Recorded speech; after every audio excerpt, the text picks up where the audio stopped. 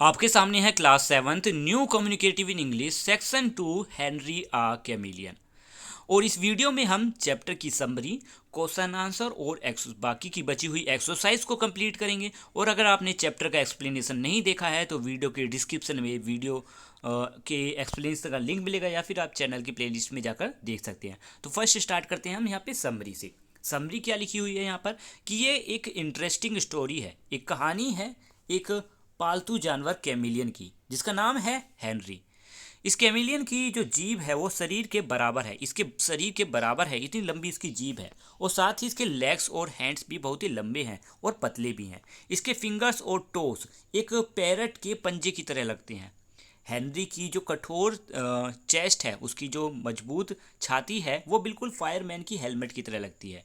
Henry अपनी एक आंख को हिलाए बिना दूसरी आंख को हिला सकता है, और अगर एक बार कोई उसकी आंखों में देख ले तो वो काफ़ी है किसी भी इंसान को डराने के लिए।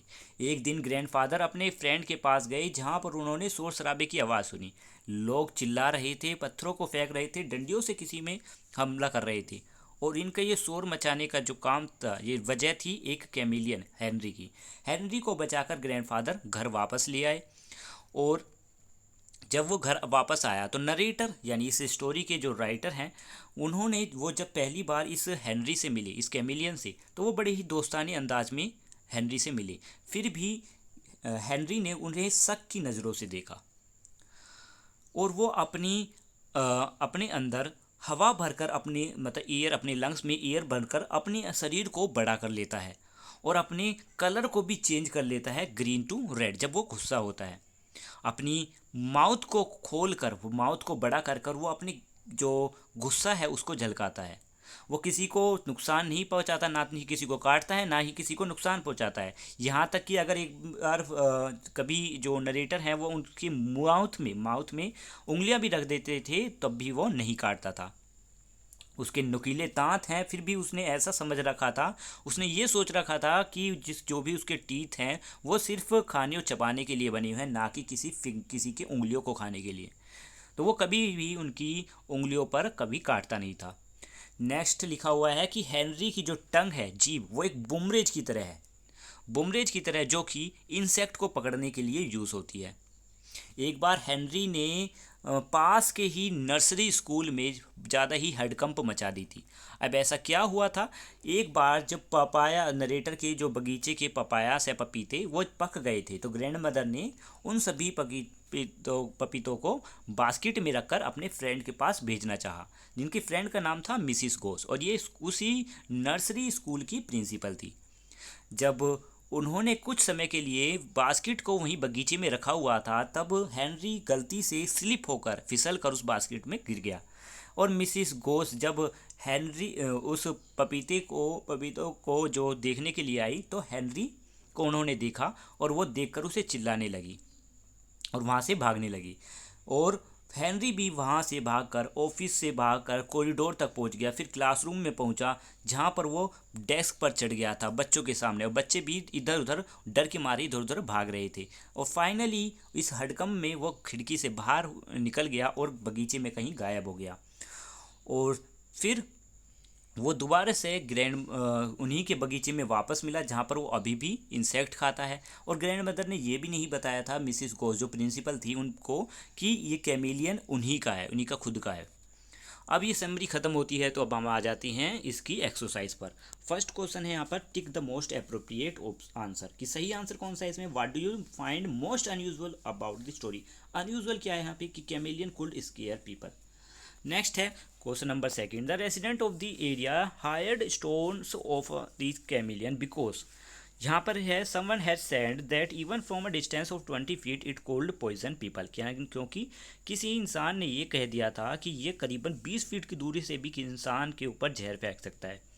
क्वेश्चन सेकंड है, tiring of very attitude I will trickle him gently in the ribs, what attitude of the chameleon is being refer to. अब देखो यहाँ पर जो कैमिलियन था, उसके बर्ताव से थकने के बाद उसे उसके रिब्स में कैमिलियन की रिब्स में किए क्या करा करते थे, गुदगुदिया करते थे। तो इनके बिहेवियर जो है उसके बारे में पूछा हुआ है कि किस तरीके का बिहेवियर था इनका। ओके, एक मिनट। ओके, तो किसका बिहेवियर यहाँ पे क्वेश्चन आंसर नंबर डी पर हमें टिक लगाना है। The chameleon feature of changing the colour of skin, नहीं, हाँ यही है। नेक्स्ट है question number 4। What do you think the chameleon did not bite the writer through he had teeth, क्योंकि उसने सोच रखा था कि उसके दांत सिर्फ उंगलियों को खाने के लिए बने हुए हैं।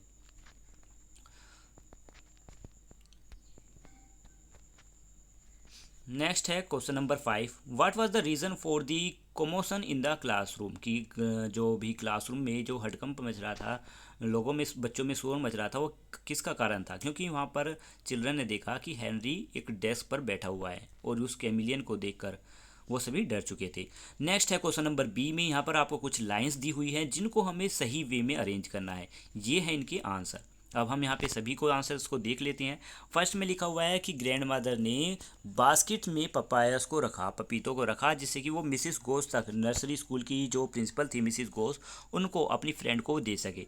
पर गलती से जो हेनरी था उस बास्केट में गिर गया था, किसी ने उस पर ध्यान नहीं दिया। उस जो बगीचे का गार्डनर था उसने उस बास्केट को मिसिस गोस के ऑफिस में पहुंचाया। मिसिस गोस जब उसे उन पपीतों को देखने के लिए गई, पपायास को देखने के लिए गई, तो उसमें से हेनरी उछलकर बाहर निकला और उस हेनरी ने उन्हें डरा दिया। मिसिस गोस चिल्लाई, हेनरी अपना कलर चेंज करने लगा। फिर दोबारा से मिसिस गोस चिल्लाई और फिर एक असिस्टेंट टीचर दौड़कर उनके पास आया और दोनों ही मिलकर जब उन्होंने उसे देखा तो वो चिल्लाने लगी। फिर हेनरी क्लासरूम में पहुंच गया और चलकर वहाँ से निकलकर चिल्ड्रंस भी उसे देखकर डर कर एक दिशा से दूसरी जगह भागने लगे थे और फिर आखिरकार हेनरी कहीं बगीचे में गायब हो गया। नेक्स्ट है question number C.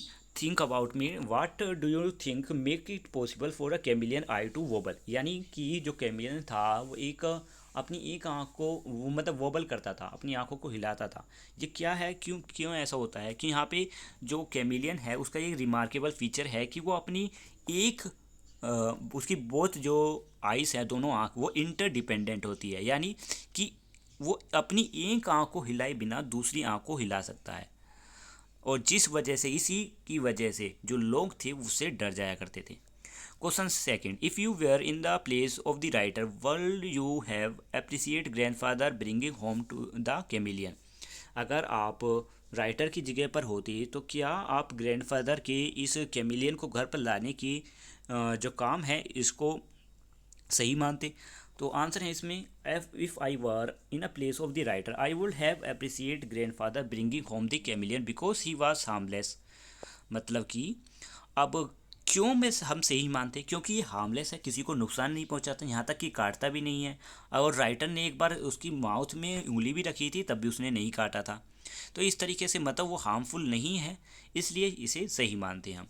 Do you think grand mother was right in disclosing to Mrs Goes that Henry was actually there, give a reason for your answer. Grand mother heard about the incident from Mrs Gode but did not mention that hit chameleon what had it might have spoil their friendship. यानी grand mother ये इस घटना के बारे में ये Mrs गोस से उन्होंने बातें नहीं की, नहीं बताया उन्हें कि कैमिलियन उन्हीं का है, इससे उनकी जो दोस्ती है वो ख़राब हो सकती थी।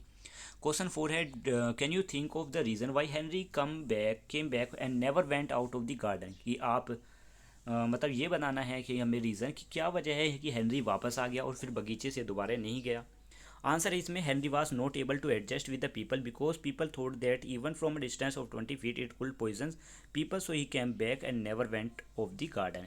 यहाँ पर जो पोइट थे, सॉरी जो हेनरी था, वो लोगों के बीच गया था पर लोग उसे हार्मफुल समझते थे, इसलिए वो मतलब वहाँ पे उनके साथ मैनेज नहीं कर पाया और वो वापस आ गया। देखिए यहाँ पर मैंने 4 आंसर लिखे हैं और कुछ आंसर मैंने दूसरी एक और वीडियो में लिखी हुई है। अगर आपको ये आंसर अच्छे नहीं लग रहे हैं या फिर इनमें कुछ प्रॉब्लम है आपको, तो आपको दूसरे आंसर्स भी मिल सकते हैं जो कि मैं उस वीडियो का डिस्क्रिप्शन में लिंक दे दूँगा, तो उसमें भी कुछ क्वेश्चंस हैं, कुछ आंसर्स हैं, ठीक है।